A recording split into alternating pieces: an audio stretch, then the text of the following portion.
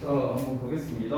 일단 관계대명사부터 한번 볼게요. 자, 일단 우리 각각 과의 제목으로는 목적격 관계대명사라고 나와 있지만 사실 시험에서는 목적격 관계대명사에 대해서만 내진 않습니다. 전체적으로 낸다는 거예요. 그렇기 때문에 관계대명사에 대한 일단 기본적인 개념부터 여러분이 아셔야 되겠고요. 물론 우리 새 친구는 지난번에 배웠지만 아까 말씀드렸다시피 이제 복습의 차원으로서 여러분이 한 번 더 잘 개념을 익히신다라고 생각하면 좋겠습니다. 자, 이렇게 보셔야 돼요. 우리 태윤이랑 승리 같은 경우는요, 지금부터 제가 설명드리는 부분을 잘 이해하는, 그러니까 이해 쪽으로 여러분은 바라보셔야 됩니다. 알겠죠? 자, 이게 무슨 말인지 모르겠다 하면은요, 저한테 즉각 질문을 하시거나 즉각 질문할 타이밍을 놓쳤다면은 색깔 펜으로 별표를 해주시고 나중에 저한테 개별적으로 질문하시거나 둘 중에 하나를 하셔야 됩니다. 만약에 여러분께서 이거는 세 분도 마찬가지예요. 만약에 여러분께서 질문을 안 하신다면 저는요 이해한 걸로 간주하고 시험을 볼 거예요. 알겠죠? 근데 시험을 만약에 못 봤다? 그러면 너 그때 이해했다면서 너 왜 그때 안 물어봤어? 이러면 이제 여러분이 할 말이 없는 거죠.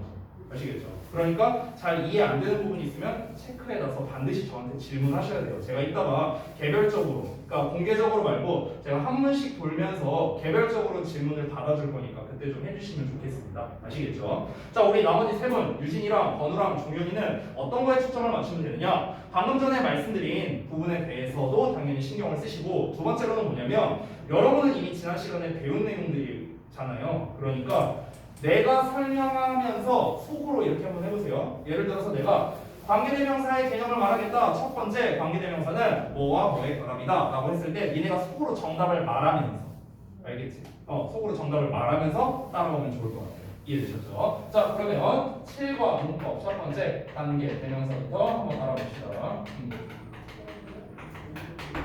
사실 제가 이제 그때 강의식으로 이제 하지 않았었기 때문에 사실 더 설명드리고 싶은 부분들이 있었는데요. 거기에서 좀 이제 빠졌었던 것들이 있으니까 우리 이제 유진이, 건우, 종현이 같은 경우에도 아마 오늘 처음 듣는 내용도 있을 수 있어요. 그러니까 거기도 감안하셔서 들으시면 되겠습니다. 자, 일단 첫 번째 관계대명사의 기본 개념부터 알아봅시다. 관계대명사란 무엇이냐? 자, 이 용어를 좀 잠깐 보자면, 자, 용어를 다시 써볼게요. 관계대명사는요, 관계 플러스 대명사라는 말로 이제 이루어져 있습니다. 이게 합쳐서 이렇게 되는 건데요. 제가 하나 질문을 하죠. 태윤아, 대명사가 뭐야? 그렇지, 명사를 대신하는 거죠. 그렇죠? 그럼 잘 알다시피 명사를 대신하는 걸 말하는 겁니다. 이게 대명사야. 근데 이 대명사라는 용어에다가 앞에 관계라는 말이 붙었어. 관계라는 게 뜻하는 게 뭐냐? 말 그대로 어떤 놈과 어떤 놈의 관계를 말하는 거거든. 어떤 관계? 여기서 관계가 있다는 건 쌤 말을 잘 들어봐. 자, 얘랑 관계가 있어. 관련이 있어. 이렇게 말할 수도 있죠. 관련이 있다는 건 연관성이 있어 라고 말할 수도 있죠. 연관성이 있어. 연관성이 있다는 건 둘이 연결되어 있어. 이렇게도 말할 수 있는 거야. 됐어? 그러니까 결국 여기서 말하는 관계라는 개념은 연결의 개념이다라고 보면 되는 거야. 연결의 개념. 그니? 자, 그런데 여러분들 우리 영어에서 문장과 문장을 연결해 주는 게 누구죠? 누구야? 접속사. 됐어? 즉 여기서 뜻하는 관계라는 녀석은 바로 접속사를 뜻하는 겁니다. 접속사. 됐나요? 접속사. 연결해 주는 녀석이다. 자, 그러면은 이 접속사가 하는 역할이 크게 두 가지가 있습니다. 두 가지.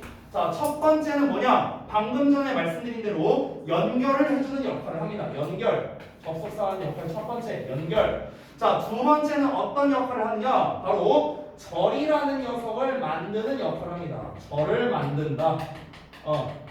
이 만든다라는 표현 대신에 이끈다라고도 표현을 합니다. 절을 이끈다, 절을 만든다. 똑같은 말이에요. 여기서 질문 하나 할게요. 건우야, 절이 뭐야? 절.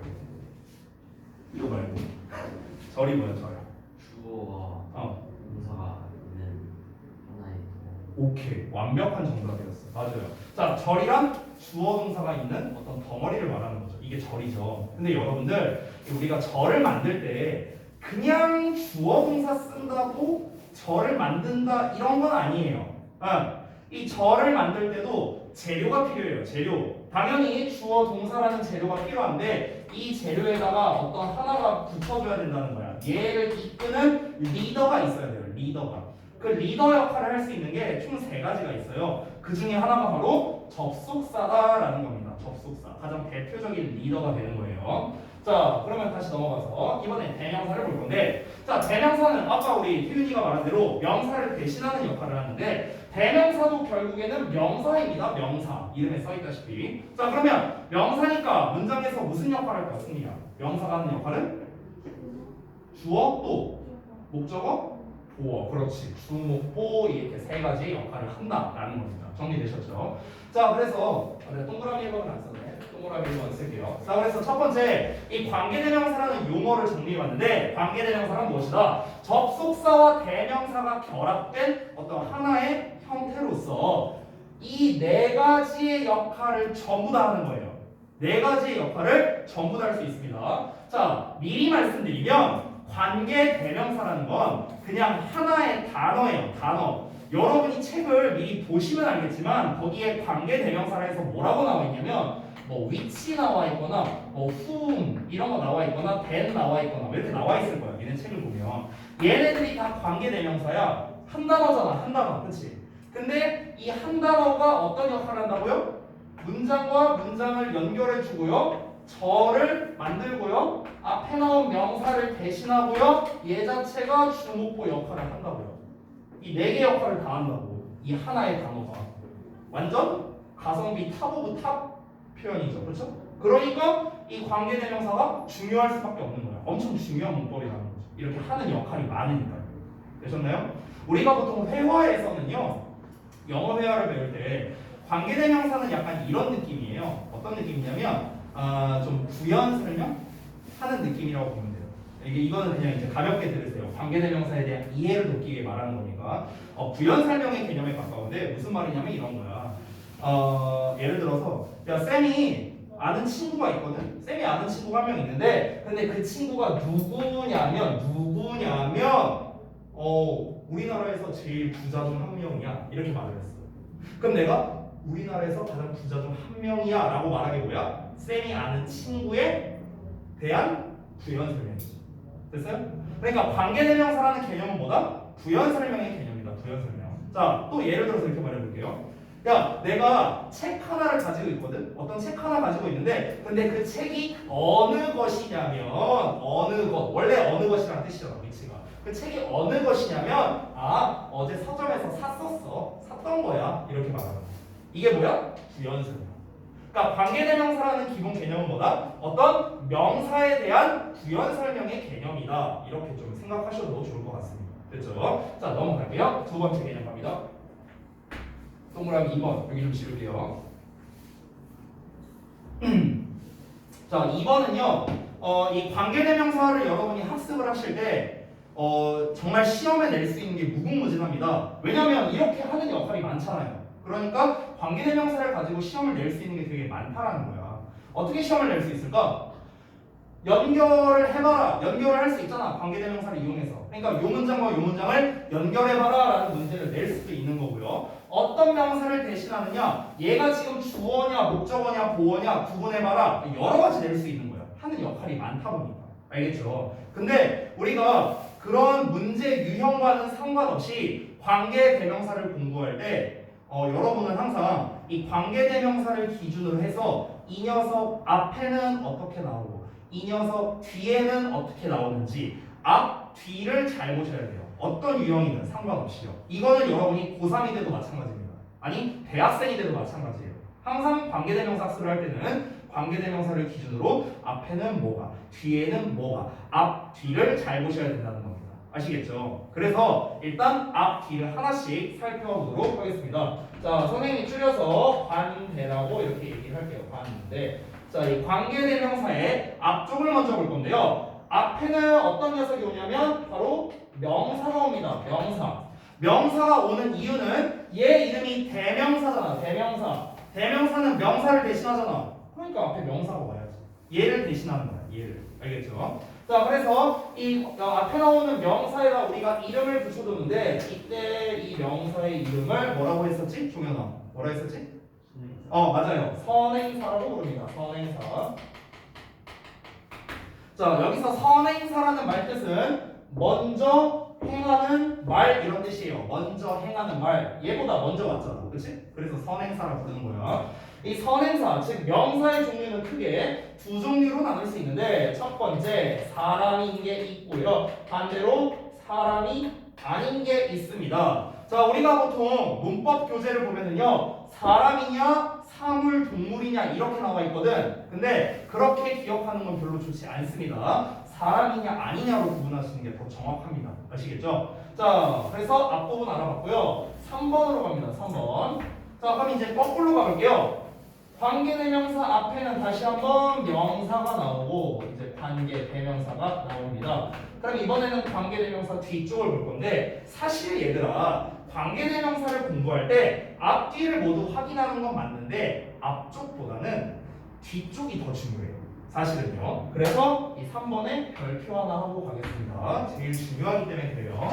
자, 그래서 관계대명사 뒤에는 뭐가 오냐? 아까 우리 여기에서 동그라미 2번 보면 관계대명사는 절을 만드는 역할을 한다고 했잖아요. 그래서 뒤에는 절의 형태, 즉 주어 동사가 온다라는 겁니다. 그런데 잘 봐봐요. 얘 자체가 얘 이름이 대명사야. 명사. 명사니까 이 역할이 가능하죠. 아까 승리가 말했던 주목보가 가능하죠. 잘 따라오세요. 자, 그러면 이 관계대명사가 예를 들어 주어 역할이야. 할 수 있죠? 주어 역할 할 수 있죠. 또는 목적어 역할도 할 수가 있죠. 그렇죠? 자, 그럼 이거에 따라 뒤에 나오는 구조가 다른데 선생님이 문장의 5형식 중에 3형식을 기준으로 한번 써볼게요. 3형식 주어, 동사, 목적어. 자, 그러면은 주어 나왔으니까 당연히 뒤에는 동사, 목적어 이렇게 나오겠죠.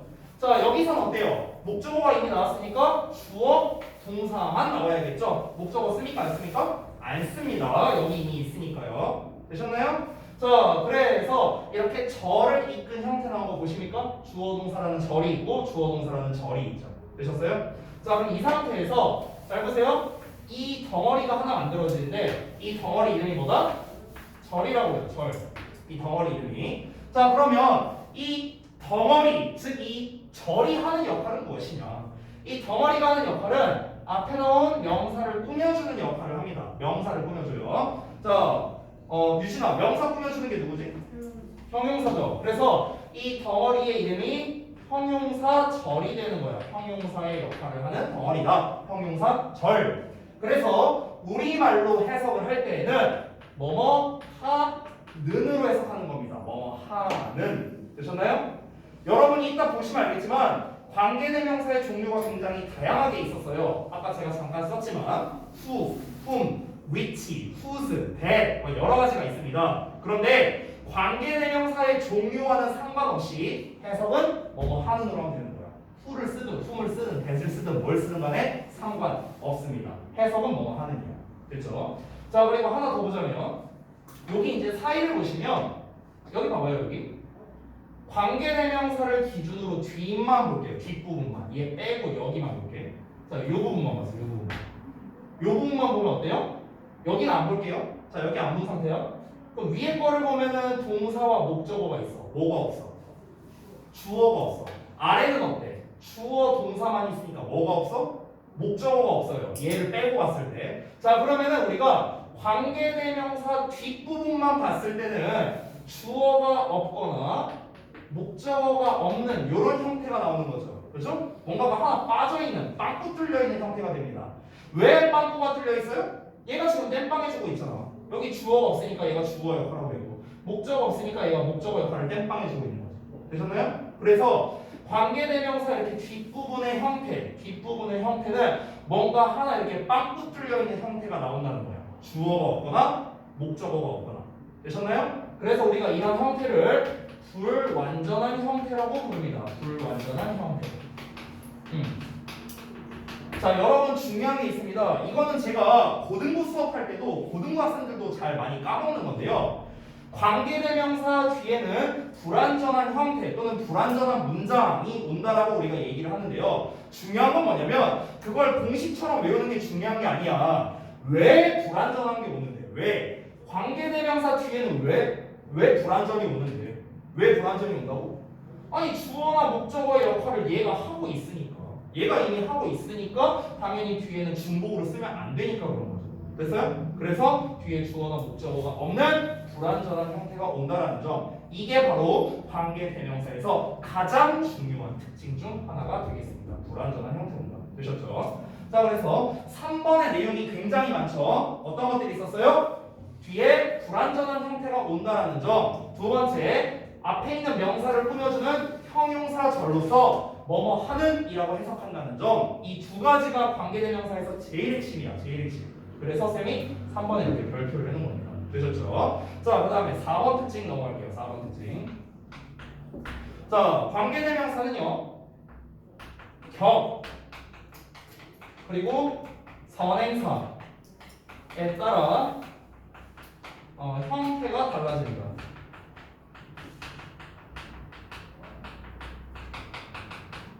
자, 이렇게 볼게요. 격과 선행사에 따라 형태가 달라진다는데, 자, 여기서 말하는 이 선행사라는 거는 아까 저희가 필기를 했었죠? 요거죠, 요거.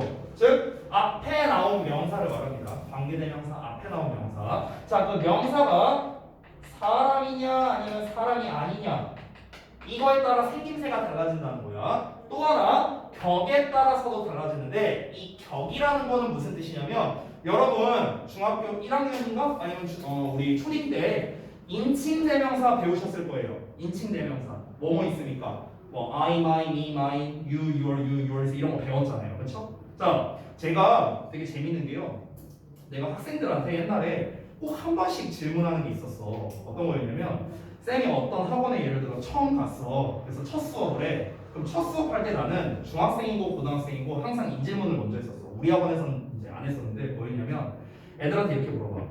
얘들아 만나서 반가워. 내가 로이쌤이야. 막 이러면서 이제 소개하면서 뭐라고 하냐면, 자, 니네 영어 실력을 테스트해 볼 건데 내가 질문 하나 할게. 나가 영어로 뭐야? 딱 이렇게 내가 물어봐. 나가 영어로 뭐야? 라고 물어봤을 때 맞춘 사람이 한 5%밖에 안 됐어요. 내가 한번 물어볼게요. 나가 영어로 뭐예요? 미? 또 딴 분들. 나가 영어로 뭐예요? 자, 맞춘 사람이 5%도 안 됐습니다. 내가 진짜 한 100명 넘게는 물어봤어요. 중고등도 다 합쳐갖고. 근데 맞춘 사람이 별로 없었어. 100명 중에 한 3, 4명 꼴? 아니 자기 생각대로 말해보시라고. 자, 우리 번호는 미래요. 미. 자, 나가 영어로 뭘까? 너무 어려운 질문인가? 태윤아, 나가 영어로 뭐야? I? 오케이, 알았어. 승리, 나가 영어로 뭐야? I? 오케이. 종현이 뭔 거 같아? 미? 유진이 뭔 거 같아? I, 미 둘 다요? 그렇군요. 안타깝게도 정답이 안 나왔습니다. 여러분 중에 정답이 없어요. 자, 제가 정답을 알려드릴까요? 나는 영어로 뭐냐면요,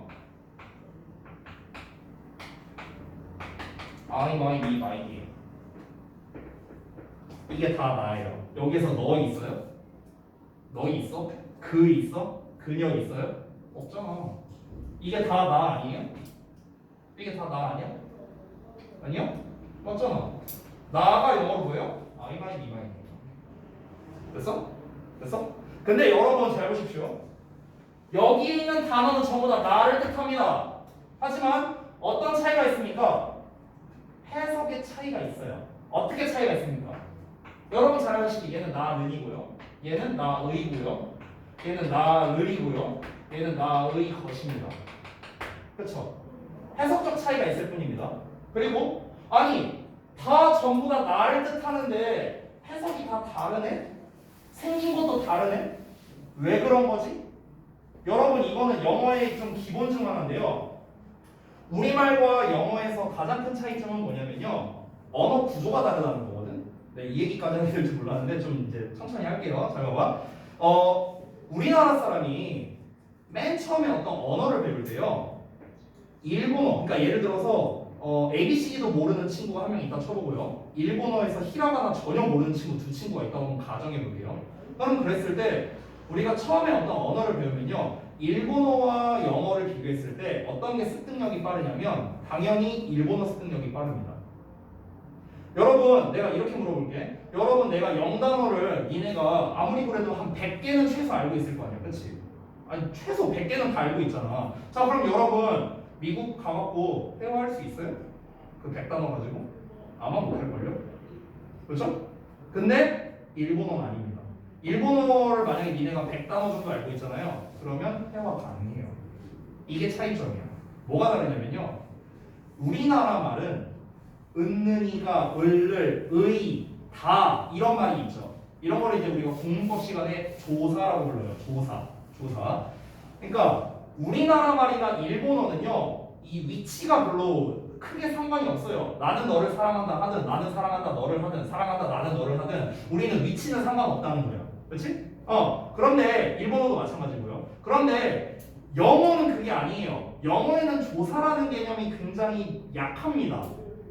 조사라는 역할을 해줄 수 있는 게 기껏해야 전치사 정도예요. 전치사 정도. 그러다 보니까 이 조사의 의미가 많이 약해요.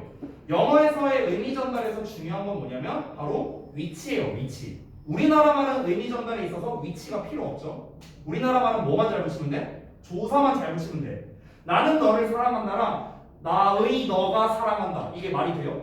말이 안 되잖아. 조사를 잘못 붙이니까 전달이 안 되잖아. 영어는 어때요? 자리가 잘못되면 전달이 안 되는 거야. 그래서 그러니까 영어는 자리가 중요한 언어거든요. 위치가 중요한 언어야. 위치. 근데 여기에서 이 격이라는 게 뭐냐면요. 위치란 뜻이거든. 위치. 이게 이 위치란 뜻이야. 얘네가 인칭대명사 배울 때 주격, 소유격, 목적격 이런 격이라는 말 들었었죠. 그렇죠? 그럼 이게 뭔 뜻이냐면은 주격이라는 거는 이거야. 잘 봐봐. 나라는 뜻을 가진 말을 주어 자리에다 쓸 때는 I라고 써. 이런 뜻이 되는 거야. 그래서 설명이 이게 목적격이잖아요. 그럼 이거 뭔 뜻이야? 나라는 말을 목적어 자리에 쓸 때는 me라고 써. 이런 의미가 되는 거라고. 그래서 이제 완전히 알겠죠? 자, 그런데 우리 지금 즉 격에 따라서 그러니까 어느 자리에 쓰느냐 위치에 따라서 지금 형태가 달라지는 거죠. 인칭대명사는. 그렇죠?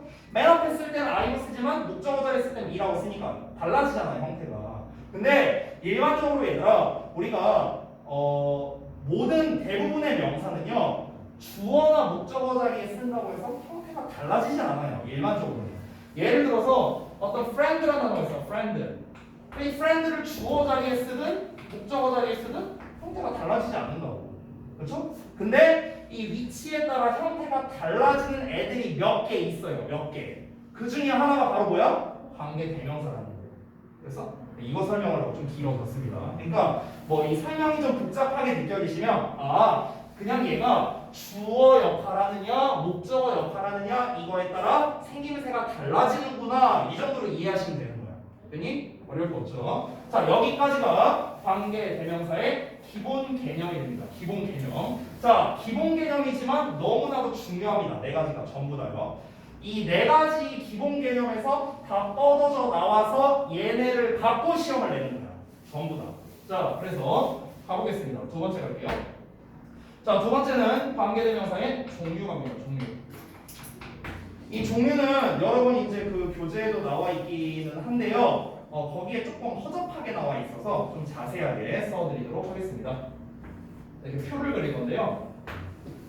아까 말했다시피 관계대명사는 격과 선행사에 따라 형태가 달라진다 했어요. 그래서 앞에 나온 선행사가 무엇이냐 그리고 어떤 격이냐에 따라 형태가 달라지니까 이렇게 나눠서 써야겠죠. 자, 격의 종류는 총 세 가지가 있는데 주격, 그 다음에 목적격, 마지막으로는 소유격이 있습니다.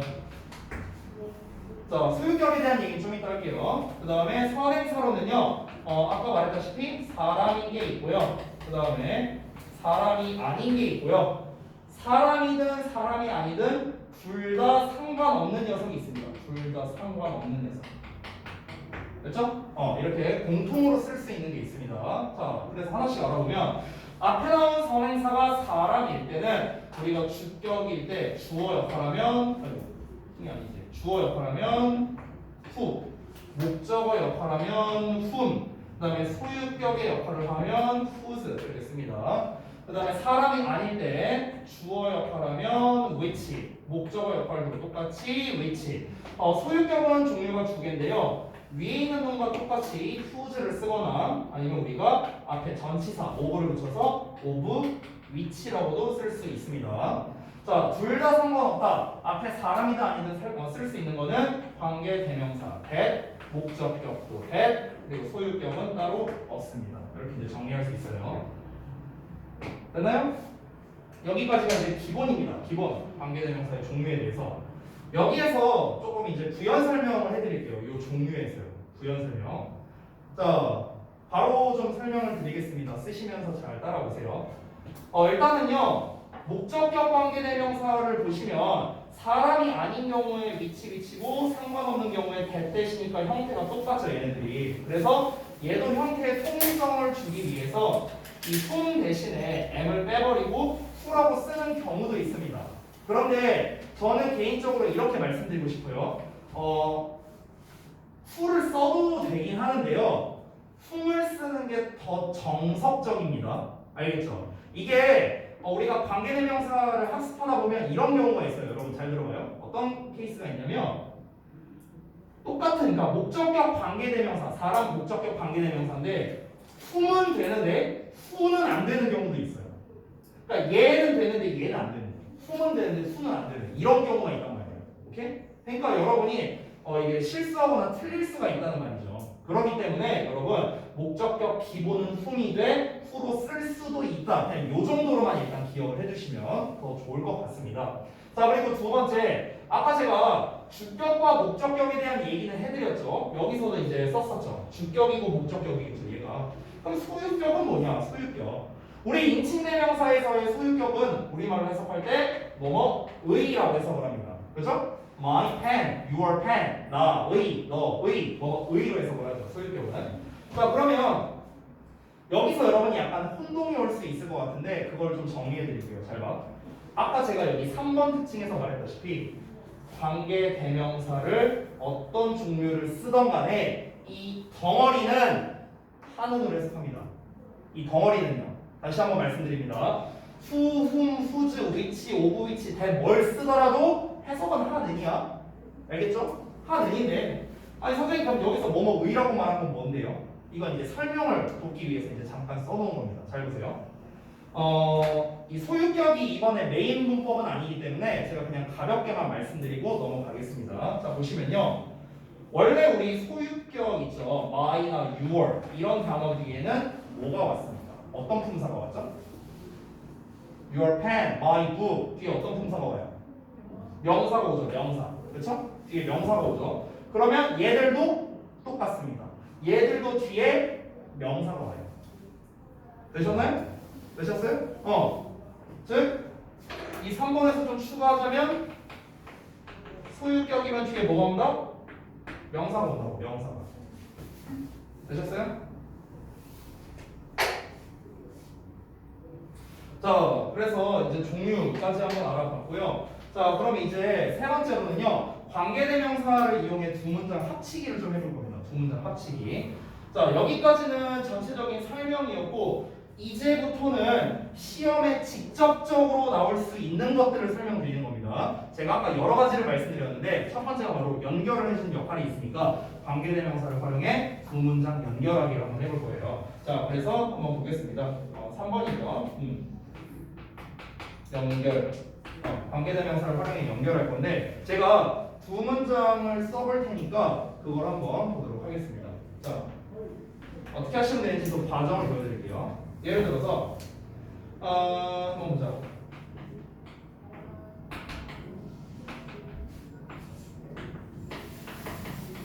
자, 이런 문장이 하나 있고요. 두 번째,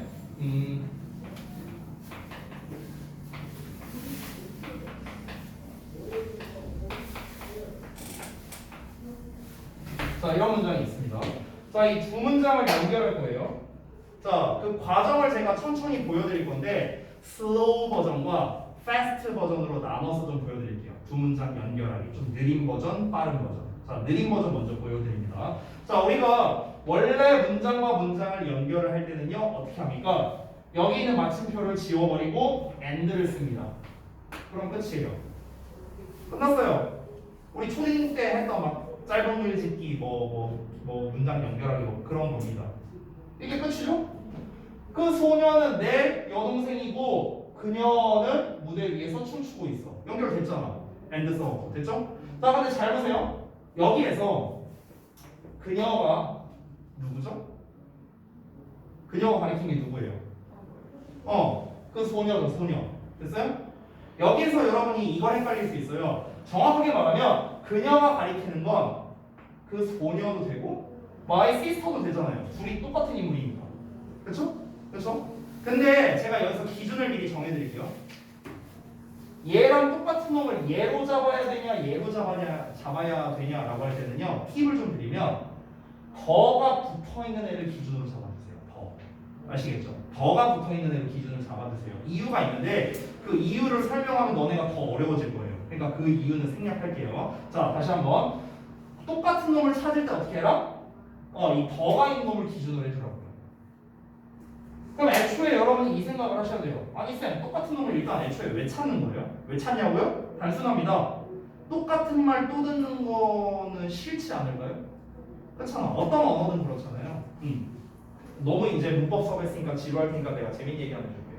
쌤이 어렸을 때 내가 초3 때인가 그랬어. 10살 때. 근데 이제 저는요. 어렸을 때부터 어떤 아이였냐면 저는 잔머리가 되게 잘 돌아갔어요. 나는요. 내가 머리가 똑똑한 건 아닌데 잔머리가 잘 돌아갔어. 어떤 일이 있었냐면은 그 아버지가 어렸을 때 이제 술을 좀 드시고 오셨어. 집에 오신 거야. 그래갖고 이제 술 취해갖고 이러면서 이렇게 앉아.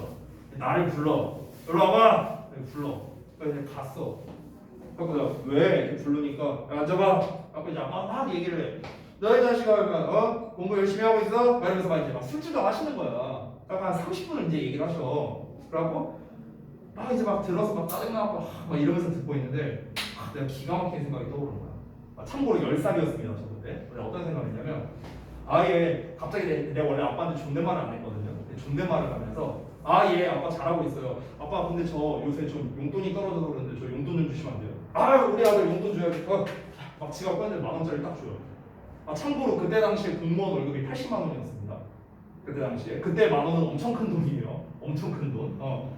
그래갖고 여기 10,000원 줘야지. 감사합니다. 그러면서 이제 받아. 그리고 이제 되게 넣어요 돈을. 근데 이제 아빠가 이제 술이 좀 많이 취하셨잖아요. 기억이 리셋됩니다. 너 일로 와봐. 앉아봐. 너 이봐 요새 공부 열심히 하고 있어? 그래갖고 저 열심히 하고 있죠. 아빠 근데 제가 요새 용돈이 좀 떨어져서 그러는데 용돈 좀 주는데 우리 아들 용돈 줘야지. 제가 그날 7만 원을 뜯었는데요. 참고로 그때 시절이 이제 아까 말씀드렸다시피 이제 좀 물가가 이제 지금에 비해서 좀 차이가 많이 날 때거든요. 그때 당시에는 일단 PC방이라는 게 없었어요. 우리나라에 PC방이 생기기 전이었고요. 그때 이제 막 오락실 이런 거 있을 때였죠. 근데 이제 그때가 이제 뭘로 비교하는 게 좋을까? 컵라면? 그 이제 왕뚜껑 이런 라면 있잖아요. 그 당시에 왕뚜껑이 500원이었어요. 500원인가 450원인가 그랬어요. 그 당시에. 그러니까 물가 차이가 좀 많이 나죠. 아이스크림이 보통 요새도 있는지 모르겠네. 캔디바 있냐? 캔디바 있나 아직도? 있어요? 그 캔디바가 300원이었어요. 그때. 지금 얼마지? 모르겠네. 그래? 뭐야? 다음 차이 별로 안 나네?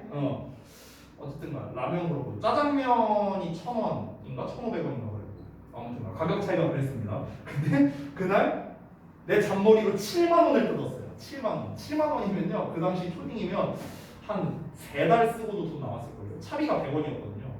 그 버스비를 내잖아요. 버스비가 100원이었어요. 7만 원 뜯었어. 7만 원. 아무튼 그래갖고 이제 그날 이제 다음날 아침에 되는데 이제 아버지가 그 어머니한테 와갖고 여보 나 왜 지갑에 돈이 하나도 없지? 딱 이러는 거야. 그래갖고 난 이제 조용히 있었고 또 어제 술 처먹고 어디다가 뭐 했나 보지? 막 이러면서 이제 막 그러고 이제 아빠는 어제 내가 돈 뽑았던 것 같은데 일단 갔다 올게 하고 이제 아빠는 출근하고 이제 저는 이제 그 7만 원 들고 아무도 몰라요. 그거 그리고 몇 달 동안 잘 썼습니다. 맛있는 거 많이 아무튼 근데 이제 이게 이제 제가 이 얘기를 갑자기 왜 한 거냐면 이제 누구나 그렇듯이 이제 저는 이제 잔머리를 굴려서 이제 그 상황을 모면한 거지만 누구나 그렇듯이 이제 이 똑같은 말을 또 듣는 거를 싫어하잖아요. 그렇잖아. 똑같은 말 또 듣는 걸 좋아하는 사람이 어디 있어? 이 대명사라는 게 있는 것 자체가 똑같은 말을 또 하는 거를 싫어해서 반복을 피하기 위해서 있는 거잖아. 근데 잘 봐봐요, 여러분. 여기에서 반복을 피하기 위해 대명사를 썼지만 결국에는 이 대명사도 뭡니까? 얘랑 똑같은 놈이라고. 그러니까 얘를 지워버릴게요. 똑같은 놈이니까 어차피.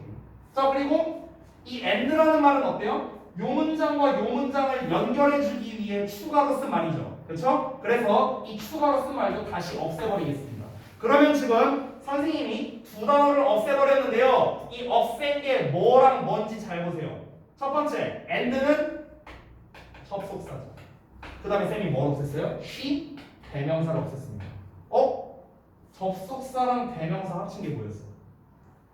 관계 대명사죠. 됐어? 그럼 이제 관계 대명사 하나로 쓰면 되는 거야. 됐죠? 자, 그럼 어떻게 쓰면 되느냐? 잘 봐요. 자, 지웠어. 여기 지웠어. 자, 그럼 여기 지우고 여기 더걸 말고요. 대명사 있었던 문장이야. 대명사 있었던 문장. 이 대명사 있었던 요 문장이지, 요 문장. 요 문장. 요 문장을 이제 어느 자리에 집어넣냐면 똑같은 놈 있지, 여기. 얘가 똑같은 놈이었지. 그러니까 요 놈 뒤에다가 집어넣는 거야. 됐어? 이렇게 쓸게 여기. 이렇게. 요 놈 뒤에다가 집어넣는 거야. The girl 뒤에다가. 그럼 순서대로 말해보면 이렇게 되겠죠? The girl is dancing on the stage is my sister. 이렇게 되는 거죠. 됐어? 요 순서로 넣었어. 자, 근데 여기에서 끝나는 게 아니라 이제 요 자리에다가 뭘 쓴다? 관계 대명사를 써주면 되는 거야. 자, 관계 대명사를 쓸 때는 일단 앞에 나와 있는 요 명사가 사람이죠. 그러면 요 시리즈에서 써야겠지. 그리고 아까 쌤이 지운 게 뭐였어? she였어. she는 주어야 목적어야 소유격이야.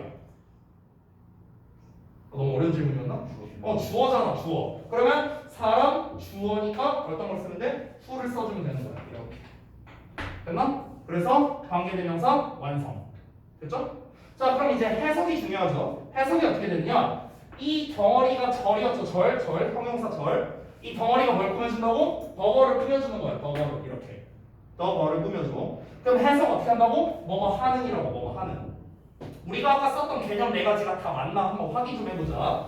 앞에 명사 나왔습니다. 선행사 나왔고요. 사람 선행사 나왔습니다. 접속사와 대명사의 역할 동시에 하고 있습니다. 둘 다 지웠었죠. 세 번째, 뒤에 절의 형태가 나왔습니다. 절의 형태. 지금 요 녀석은 얘가 주어니까 뒤에 동사가 나왔네요. 여기 동사가 나왔습니다. 됐어요? 그래서 얘를 빼고 보면 주어가 없는 불완전한 문장 나왔습니다. 됐죠? 그리고 격과 선행사에 따라 형태 달라진다. 격, 주격, 선행사, 사람에 따라서 후라는 녀석을 썼습니다.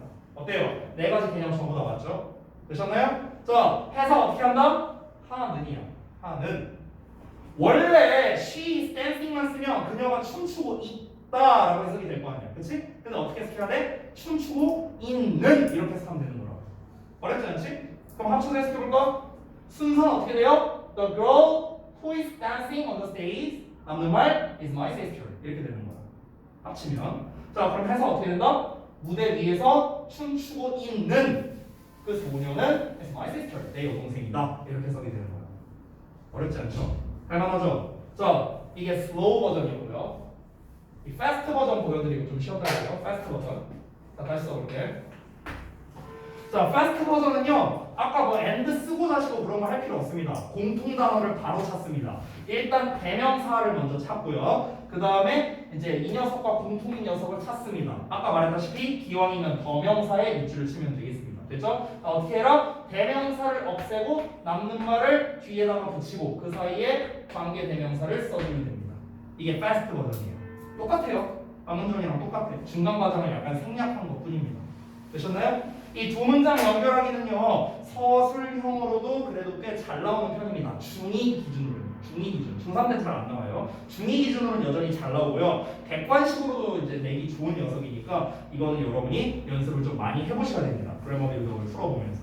아시겠죠? 자, 이제 아직 남은 설명이 좀 많아서 오늘 수업을 아마 좀 더 해야 될 것 같아요. 오늘 파트가 좀 어려운 파트다 보니까. 그래서 일단 잠깐 쉬는 시간 좀 가졌다가 이어서 좀 할게요.